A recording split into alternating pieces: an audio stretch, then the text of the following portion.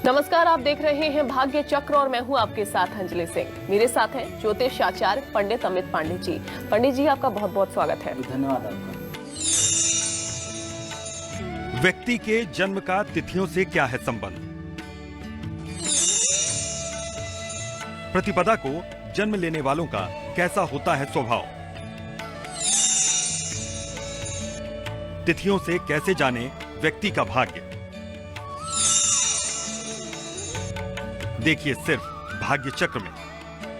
हम किस ग्रह नक्षत्र में पैदा हुए, इसका हमारे जीवन पर बहुत प्रभाव होता है। इसी की तरह जैसे हम किस तिथि में जन्म लेते हैं, इसका भी हमारे व्यक्तित्व का असर पड़ता है। ज्योतिष शास्त्र के अनुसार हिंदू पंचांग की हर तिथि का अपना एक खास महत्व होता है और ऐसे में हर अलग अलग तिथि पर जन्म लेने वाले जातकों पर इन तिथियों का भी एक खास प्रभाव पड़ता है। यानी प्रतिपदा से लेकर पूर्णिमा तक जन्म लेने वाले जातक के व्यक्तित्व का संबंध भी कहीं न कहीं इन तिथियों से ही होता है। ऐसे में आज हम अपने प्रोग्राम में जानेंगे कि अलग अलग तिथियों पर जन्मे लोगों का स्वभाव और साथ ही साथ उनका जीवन कैसा होता है। पंडित जी, प्रोग्राम की शुरुआत करते हैं, बताइए हमारे दर्शकों को। जी, प्रत्येक तिथि और वार का हमारे मन और मस्तिष्क पर गहरा असर पड़ता है। इस असर को जानकर ही कोई कार्य किया जाए तो चमत्कारिक लाभ प्राप्त किया जा सकता है। तिथि और वार का निर्धारण सैकड़ों वर्षों की खोज और अनुभव के आधार पर किया गया है। इस तिथि के प्रभाव को जानकर ही व्रत और त्योहारों को बनाया गया है। जन्मदिन का सही समय या तारीख तिथि ही है। आमतौर पर अंग्रेजी तारीखें 24 घंटे में बदलती हैं, जबकि भारतीय सनातन पंचांग के अनुसार एक तिथि 19 घंटे से लेकर 24 घंटे या कभी कभी 24 घंटे से अधिक भी हो सकती है। इसका मतलब यह कि कोई तिथि 19 घंटे की होगी तो कोई तिथि 24 घंटे, कोई 25 घंटे की भी हो सकती है। अब यदि कोई तिथि 19 घंटे से होगी तो इसका मतलब है कि मध्यांतर में ही या मध्यरात्रि में ही तिथि बदल जाएगी। भारतीय पंचांग के अनुसार सूर्योदय से दिन बदलते हैं। हमारी जो तिथि शुरू होती है या नया दिन शुरू होता है वह सूर्योदय से होता है, जिन्हें सावन दिन कहा जाता है। मतलब सूर्योदय से दूसरे सूर्योदय तक यह पूरी अहोरात्र कही जाती है। एक अहोरात्र 24 घंटे का होता है। एक सूर्योदय से लेके पुनः दूसरे सूर्योदय का जो एक चक्र है, इसे एक अहोरात्र कहा जाता है। जहाँ तक तिथि का प्रश्न है तो सूर्य और चंद्रमा के अंतर से तय की जाती है। मतलब सूर्य के भोग को चंद्रमा के भोग को गुणा करके 12 से भाग दिया जाता है तो तिथि का आकलन किया जाता है। यह सिंपल खगोल शास्त्र के गणित तिथि जानने का नियम है। सूर्य जिस राशि में जिस समय जितना भोग किया है, चंद्रमा ने जितना भोग किया है, दोनों के गुणनफल और 12 से भाग देने के बाद तिथियों का आकलन किया जाता है कौन सी तिथि चल रही है। इसमें राशि, अंश, कला, विकला सबका एक साथ समायोजन किया जाता है, सबको लिया जाता है। तो तिथि की गणना सूर्योदय और चंद्रमा की गति से किया जाता है। उसी तिथि को मुख्य माना जाता है जो उदय काल में हो। व्रत आदि कर्म भी उदय तिथि के अनुसार ही किए जाते हैं। प्रतिपदा से लेकर के पूर्णिमा तक शुक्ल पक्ष में यह 15 तिथियां होती हैं, लेकिन सौर दिन से चंद्र दिन छोटा होता है। इसलिए कई बार एक दिन में 2 या 3 तिथियां एक दिन में पड़ जाती हैं। 2 तिथियां प्रायः पड़ जाती हैं, 3 तो मुझे लगता है कि कभी पड़ी हो 1000 साल में तो अलग विषय है, लेकिन प्रायः एक दिन में 2 तिथि पड़ी जाती है। इसमें तिथियों की 3 स्थितियां बनती हैं। जिस तिथि में केवल एक बार सूर्योदय होता है उसे सुधी तिथि कहते हैं। जिसमें सूर्योदय होता ही नहीं, यानी वह सूर्योदय के बाद से शुरू होकर अगले सूर्योदय से पहले ही समाप्त हो जाती है। कई बार नवरात्र आदि अच्छे जब शुभ कर्म मांगलिक कार्य होते हैं तो तब ऐसी घटना हो जाती है 12-14 वर्षों के बाद, जब ऐसी एक तिथि पड़ जाती है कि पता चला कि अगले दिन सूर्योदय 5:40 5:35 पे हुआ है, उसके बाद वो तिथि शुरू हुई। मतलब सूर्योदय के समय दूसरी तिथि थी, अमावस्या या पूर्णिमा थी, अब प्रतिपदा शुरू हुई जो है सूर्योदय के बाद, सूर्योदय के आधे घंटे बाद, 1 घंटे बाद। अब फिर अगले दिन जो है सूर्योदय के 10 मिनट 15 मिनट या आधे घंटे पहले ही खत्म हो गई। मतलब तिथि का पूरा जो भोग समय रहा वो 19 घंटे 20 घंटे या 23 घंटे रहा। तो इस वजह से कभी कभी यह स्थिति बनती है कि सूर्योदय में तिथि मिलती ही नहीं है। और ऐसी तिथि जो सूर्योदय के बाद शुरू होकर और अगले सूर्योदय से पहले ही समाप्त हो जाती है उसे क्षय तिथि कहा जाता है। इसमें एक दिन में प्रायः 3 तिथियां हो जाती हैं और तीसरी स्थिति वो जिसमें 2 सूर्योदय हो जाए उस तिथि को वृद्धि तिथि कहते हैं। यह तिथियों का एक वर्गीकरण किया गया है हमारे शास्त्र के द्वारा, ज्योतिष शास्त्र के गणना काल के अनुसार। अब बात करते हैं प्रतिपदा तिथि की। प्रतिपदा तिथि प्रथम तिथि मानी जाती है। शुक्ल पक्ष के पहले दिन को प्रतिपदा तिथि कहते हैं। इसके स्वामी अग्निदेव हों, बहिनी का मतलब वही अग्नि को कहा जाता है, और प्रतिपदा तिथि के स्वामी अग्निदेव हैं। प्रतिपदा को आनंद देने वाली कहा गया है। प्रतिपदा तिथि को नंदा तिथि कहा जाता है। नंदा मतलब जो तिथि आनंद है। रविवार एवं मंगलवार के दिन प्रतिपदा होने पर यह नंदा तिथि भी मृत्युदा हो जाती है, विशेष सावधानी रखनी चाहिए। लेकिन यही तिथि जब शुक्रवार को पड़ती है तो यह प्रतिपदा तिथि सिद्धिदा हो जाती है। मृत्युदा में शुभ कार्य वर्जित हैं, जबकि सिद्धिदा में किए गए सारे कार्य सफल होते हैं। भाद्रपद महीने की प्रतिपदा तिथि शून्य होती है। शुक्ल पक्ष प्रतिपदा में चंद्रमा अस्त रहता है, अतः इस तिथि में समस्त शुभ कार्य मना किए जाते हैं, त्याज्य माने जाते हैं। कृष्ण पक्ष प्रतिपदा में स्थिति एकदम विपरीत होती है। प्रतिपदा यानी पहली तिथि में जन्म लेने वाले व्यक्ति जातक आमतौर पर विशाल परिवार से युक्त, विद्वान, विवेक, धनवान, सुशील, सुंदर तथा राजकीय कोष से धन प्राप्त करने वाले होते हैं। प्रतिपदा नंदा तिथि होती है। इसके अनुसार जन्म लेने वाले व्यक्ति आनंद में रहते हैं। अब बात आती है द्वितीया तिथि की। द्वितीया तिथि में जन्म लेने वाले लोग दाता, दयालु, गुणवान, विवेकी, सदाचारी और सदैव प्रसन्न रहने वाले कीर्तिमान लोग होते हैं। इस तरह से अलग अलग तिथियों में जन्म लेने वाले जातकों का स्वभाव, गुण, दोष सब अलग होता है। 15 तिथियां शुक्ल पक्ष की, 15 तिथियां कृष्ण पक्ष की। इसमें जो मुख्य दो हैं वह एक अमावस्या जो 30 नंबर की तिथि मानी जाती है, और जो पूर्णिमा जो 15 नंबर की तिथि मानी जाती है, विशेष महत्व रखती हैं। अपने गुण के अनुसार, अपने स्वभाव के अनुसार इन तिथियों पे उस तरह के शुभ कर्म या जो भी कर्म शास्त्रों द्वारा निर्धारित किए गए वह करने का विधान है। और चलिए पंडित जी से जानते हैं कि जिसका जन्म द्वितीय, तृतीय, चतुर्थी, पंचमी, षष्ठी, सप्तमी, अष्टमी, नवमी और दशमी को हुआ हो, उसका स्वभाव कैसा होता है। पंडित जी ये भी बताइए, और साथ ही अगर इन तिथियों में ऐसे जो जातक हैं उनका जन्म हुआ हो तो क्या इनको समस्या का सामना जीवन में करना पड़ता है, क्या कोई कठिनाई इनको झेलनी पड़ती है, या फिर इनका जीवन आराम से व्यतीत होता है। जी, द्वितीया तिथि को भद्रा तिथि भी कहा जाता है। भद्रा मतलब शुभ, मंगल, सुमंगल, जिसके देवता इस सृष्टि के रचयिता ब्रह्मा है। यह तिथि भद्रा संज्ञक होने के साथ साथ हमेशा मंगलकारी होती है। हाँ, भाद्रपद में यह जरूर शून्य संज्ञक हो जाती है। सोमवार और शुक्रवार को मृत्युदा हो जाती है। बुधवार के दिन दोनों पक्षों में माने शुक्ल पक्ष, कृष्ण पक्ष में द्वितीया में विशेष सामर्थ्य आ जाता है, और यह तब सिद्धिदा हो जाती है। इसमें किए गए सभी कार्य सफल होते हैं। द्वितीया तिथि में जन्म लेने वाले लोग हमेशा खुशहाल और प्रसन्न रहते हैं। अब बात करते हैं तृतीया तिथि की। तृतीया तिथि को जो कहा जाता है, देखिए तिथियों का क्रमांक। अब बात करते हैं तृतीया तिथि की। तृतीया तिथि की स्वामिनी माता गौरी हैं।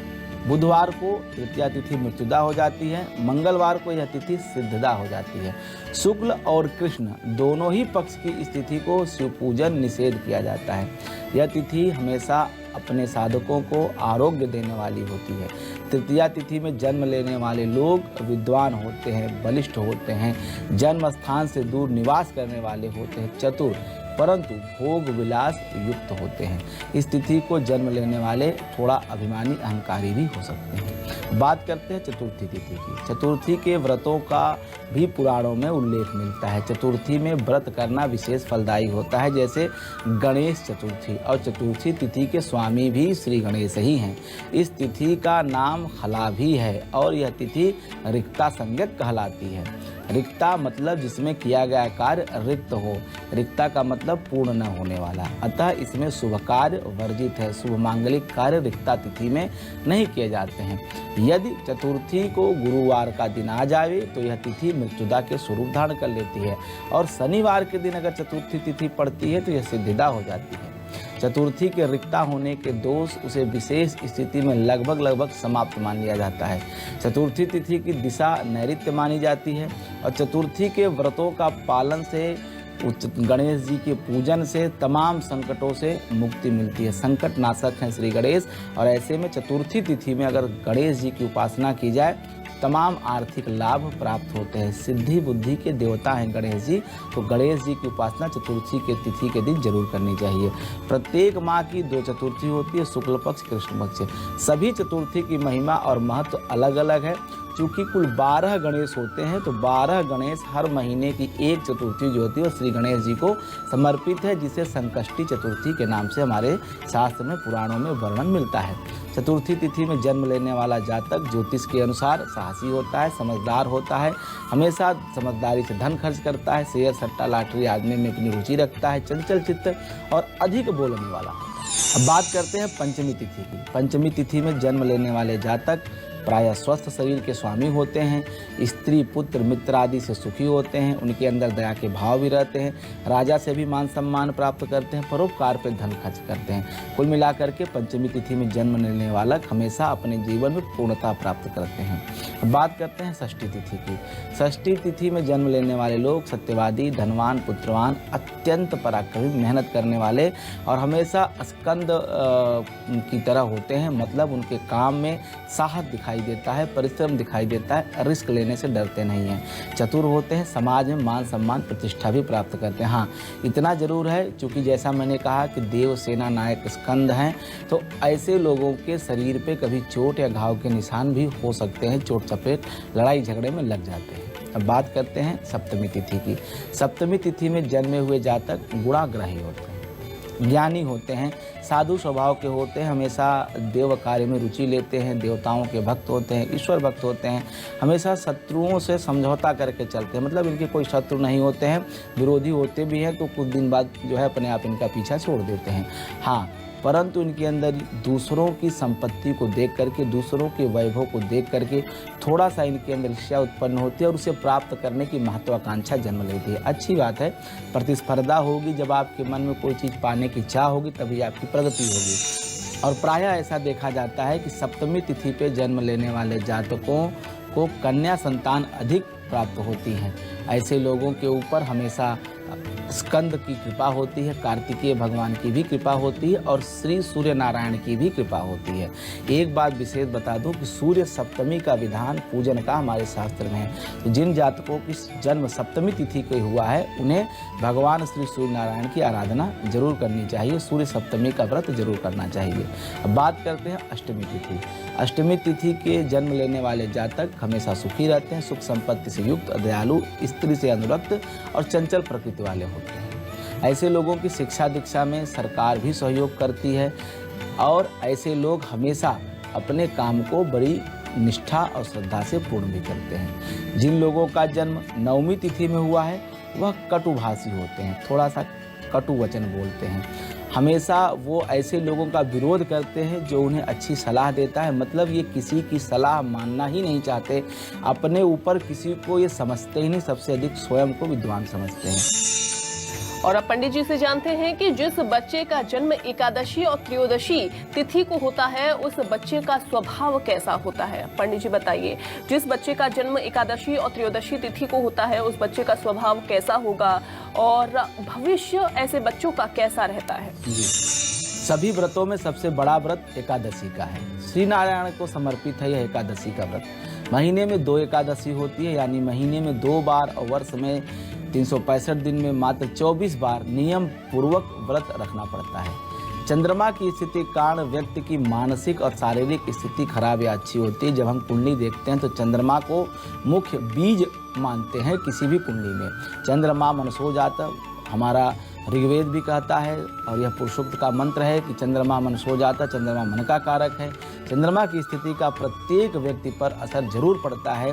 ऐसी दशा में एकादशी का ठीक से व्रत रखने पे आप चंद्रमा के खराब प्रभाव को, नकारात्मक प्रभाव को रोक सकते हैं, उस पर लगाम लगा सकते हैं। चंद्रमा ही नहीं, यहाँ तक कि बाकी ग्रहों का असर भी आप बहुत हद तक नियंत्रित कर सकते हैं, कम कर सकते हैं एकादशी का व्रत करके। एकादशी के व्रत का प्रभाव आपके मान, सम्मान, शरीर दोनों पर दिखाई देता है।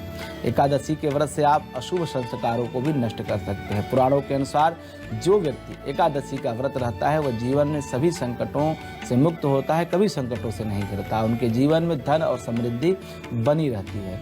चैत्र माह में कामदा और वरूथनी एकादशी, वैशाख माह में मोहनी और अपरा, ज्येष्ठ माह में निर्जला और योगिनी, आषाढ़ माह में देवशयनी और कामिका, श्रावण माह में पुत्रदा और अजा, भाद्रपद माह में परिवर्तनी और इंदिरा, आश्विन माह में पापांकुशा और रमा, कार्तिक माह में प्रबोधिनी और उत्पन्ना, मार्गशीर्ष में मोक्षदा और सफला, पौष मास में पुत्रदा और सट्टिला, माघ मास में जया और विजया और फाल्गुन मास में आमलकी और पापमोचनी। यह जो है कुल 24 एकादशियों के अलग अलग नाम हैं। अधिक मास अगर कोई पढ़ता है जो 3 साल पे एक बार पढ़ता है, उसमें जो 2 एकादशी पढ़ती है उसका नाम पद्मिनी और परमा एकादशी है। अब यह अपनी तिथि अपने नाम के अनुसार फल देने वाली है। जैसा एकादशी का नाम है उस तरह से यह जो है महत्व रखती है। 2 तिथियों के बारे में सभी जानते हैं, एक जो हरिशयनी एकादशी होती है और दूसरी जो विष्णु शयन जब त्यागते हैं, जो जब शुभ कार्य शुरू होते हैं वो एकादशी। उस दिन 2 तिथि एकादशी बहुत महत्व हमारे यहाँ रखी, जिसको एक विश्व प्रबोधनी कहा जाता है, एक हरिशयनी एकादशी। इस दिन पूरे सनातन धर्मावलंबी श्री हरि विष्णु का विशेष रूप से पूजन करते हैं। जो साल में कभी पूजन नहीं करते वह भी इन तिथियों पर जरूर पूजन करते हैं। विजया एकादशी से भयंकर परेशानी से छुटकारा पाया जा सकता है। इससे आप अपने शत्रुओं विरोधियों को परास्त कर सकते हैं। एकादशी में जन्म लेने वाले जातक हमेशा देव द्विज गुरु पूजा करने वाले होते हैं, पवित्र हृदय वाले होते हैं, चतुर और पुण्य आत्मा होते हैं, प्रसन्न चित्त और शुभ कर्म करने वाले होते हैं।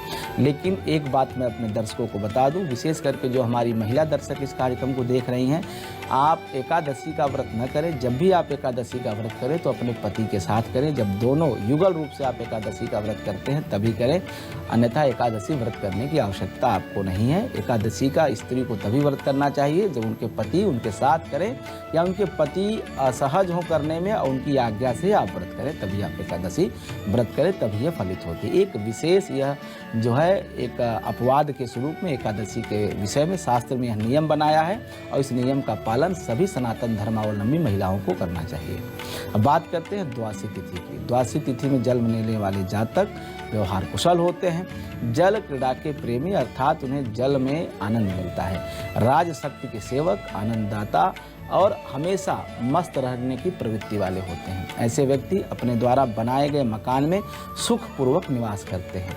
त्रयोदशी तिथि में जन्म लेने वाले लोग सात्विक प्रवृत्ति के होते हैं, सुंदर होते हैं, रूपवान होते हैं, सूरवीर और चतुर होते हैं, संतान सुख से भी युक्त होते हैं। चतुर्दशी तिथि चूँकि रिक्ता तिथि है, इसमें जन्म लेने वाले लोग थोड़े से क्रूर प्रवृत्ति के होते हैं, बार बार गुस्सा होता है, लेकिन हाँ अत्यंत पराक्रमी होते हैं, बिल्कुल मेहनत करने से कभी पीछे नहीं हटते, विनोद प्रिय होते हैं, कामुकता की अधिकता होती है ऐसे लोगों में। ऐसे लोग कभी कभी कटु भी बोलते हैं और दूसरों की आलोचना करने से गुरेज नहीं करते।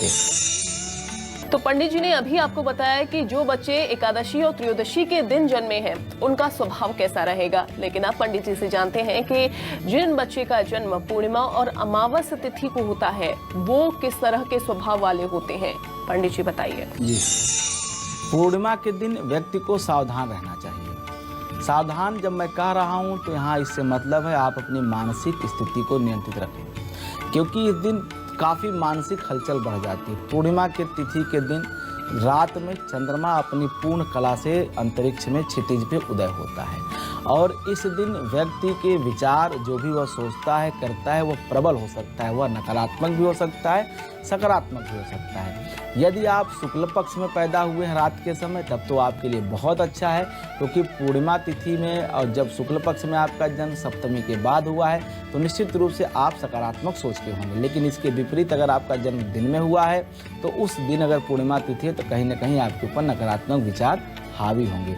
इस दिन जो भी विचार आएंगे वो चरम पर होंगे, मतलब एक्सट्रीम लेवल पे होंगे और कुछ भी आप कर गुजरने को तैयार होंगे, क्योंकि इस दिन चंद्रमा अपना प्रभाव ज़्यादा दिखाता है। और यही वजह रही है कि हमारे ऋषि मुनियों ने इस दिन के व्रत का नियम बनाया है। इस दिन पवित्र बने रहने में ही भलाई है। पूर्णिमा के दिन जन्म लेने वाले लोग प्रियदर्शी, न्यायपूर्वक धन कमाने वाले होते हैं, दयालु और सद्गुणी होते हैं, परंतु अत्यंत विलासप्रिय होने के कारण अनेक प्रकार के रमणीय सुखों और भोगों को भी प्राप्त करते हैं। अब देखिए बात करते हैं अमावस्या तिथि। अमावस्या तिथि सुनते ही लोग डर जाते हैं कि शनि अमावस्या, मतलब जो क्रूरक काम होते हैं वह अमावस्या तिथि को ही होते हैं। हालांकि अमावस्या को इसलिए क्रूर माना जाता है कि इस दिन पूरे धरती पे अंधेरा रहता है। अंधेरा एक शब्द ही जो है बुरा लगता है, डर लगता है अंधेरे से। काफ़ी लोग रात में जो है ज़्यादा जो है मन से कमज़ोर हो जाते हैं, रात में यात्रा करने से बचते हैं। चूँकि अंधेरी रात होने की वजह से अमावस्या तिथि अधिक जो है क्रूर कही जाती है। इस दिन चंद्रमा आकाश में दिखाई ही नहीं देता है और सभी ओर कहीं न कहीं सन्नाटा छाया रहता है।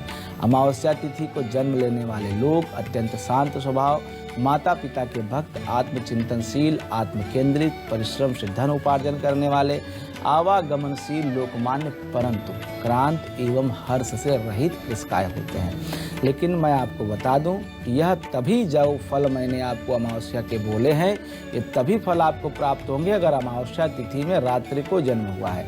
लेकिन अगर इसके विपरीत किसी जातक का जन्म अमावस्या तिथि में ही हुआ हो लेकिन दिन में हुआ हो, मतलब मध्य दोपहरी में हुआ हो, 11 बजे से लेके 2 या 3 बजे के मध्य में अगर आपका जन्म हुआ है, तिथि अमावस्या ही क्यों न हो, तो उसका प्रभाव कम हो जाएगा। कभी कभी तो शून्य भी हो जाता है अगर वृषभ का चंद्रमा हो जाए, कर्क का चंद्रमा हो जाए। तो अमावस्या तिथि के जो पापग्रस्त होने का विधान है ऐसा नहीं होगा। मतलब चंद्रमा जो पीड़ित है, पाप पीड़ित है, कमजोर है, उसका प्रभाव रात में जन्म लेने से ही होगा। अमावस्या तिथि में दिन में अगर आप जन्म हुआ है आपका, तो इसका अमावस्या का कोई प्रभाव नहीं होगा। जो तिथियों के बारे में हमारे शास्त्र कहते हैं उनके बारे में मोटी मोटा मैं आपको कुछ संक्षिप्त बातें बताता हूँ। देखिए, 5 तरह के वर्गीकरण हमारे शास्त्र में तिथियों के बारे में किया गया।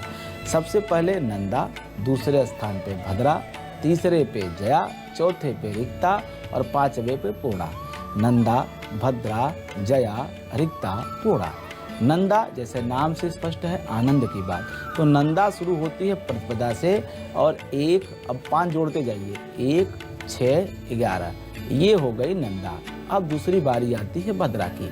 भद्रा जैसा भद्र से मतलब मंगल, तो भद्रा तिथियाँ जैसा नाम से स्पष्ट है, द्वितीया, फिर 5 जोड़िए, सप्तमी, द्वादशी। ये जो 3 तिथियां हैं यह विशेष रूप से भद्र मतलब मंगल कार्य करने के लिए बहुत शुभ मानी जाती है। तीसरी जया, जया मतलब तृतीया, अष्टमी और त्रयोदशी, ये जया कही जाती है। जया मतलब विजय कार्य हेतु प्रयुक्त होती हैं। 3, 8, 13।